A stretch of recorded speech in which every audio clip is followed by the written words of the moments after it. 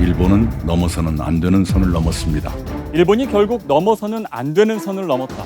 이낙연 국무총리가 지난 3일 임시 국무회의에서 한 말입니다. 일본은 결국 우리나라의 지속적인 외교적 노력에도 불구하고 지난 2일 가기에서 우리나라를 백색 국가에서 제외하기로 결정했습니다.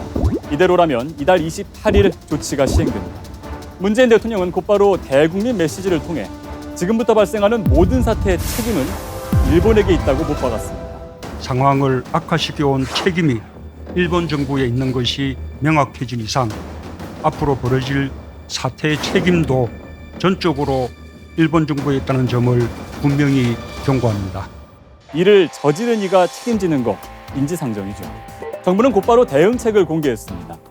우선 일본을 우리의 백색 국가에서 제외하고 수출 관리 절차를 강화할 방침입니다.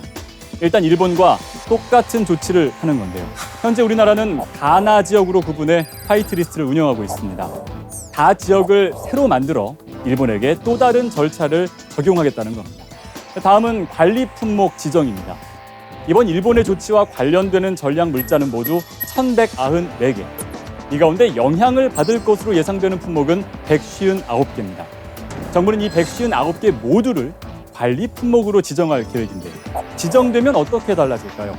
해당 품목을 다루는 기업들은 중소, 중견, 대기업 상관없이 공급처 발굴, R&D 지원 등 기업의 애로사항 해소와 예산, 세제, 금융 등의 지원도 우선적으로 받게 됩니다. 일단 피해를 최소화하겠다는 거죠. 다음으로 관광과 식품, 폐기물 안전 조치 강화입니다. 이와 관련해 홍남기 경제부총리는 구체적인 세부 내용에 대해 더 세밀하게 검토해서 발표하겠다고 말했습니다. 그리고 WTO 규범에 전면 위배되는 이번 일본의 조치, 정부는 이에 대한 부당성을 국제사회에 알리는 데 더 속도를 내겠다고 말했습니다. WTO 제소 준비에 박차를 가하고 국제기구와 주요 국가, 신용평가사 등과 더 활발히 소통해 적극적으로 전개하겠다는 겁니다. 이와 함께 우리 경제에 꼭 필요한 소재, 부품, 장비 산업의 경쟁력 강화를 위한 여러 방안도 당연히 추진됩니다.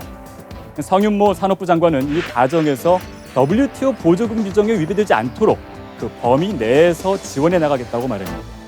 가마우지 경제 들어보셨죠? 가마우지라는 새를 이용한 낚시 방법에 빗댄 경제 용어인데요.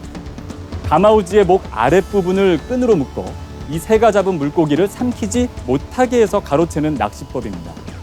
한국이 일본으로부터 핵심 소재와 부품을 수입해 완성품을 만들어 수출해도 이득은 일본에 고스란히 돌아가는 체제를 말하는 것.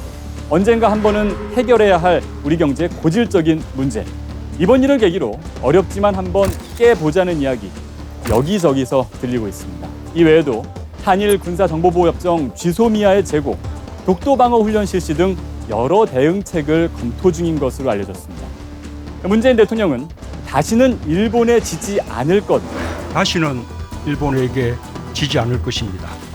계란으로 바위를 치자는 게 아닙니다. 바로 우리 국민의 힘과 가능성을 믿는다는 거죠. 철저한 전략과 힘이 있어야 일본 경제를 뛰어넘을 수 있습니다.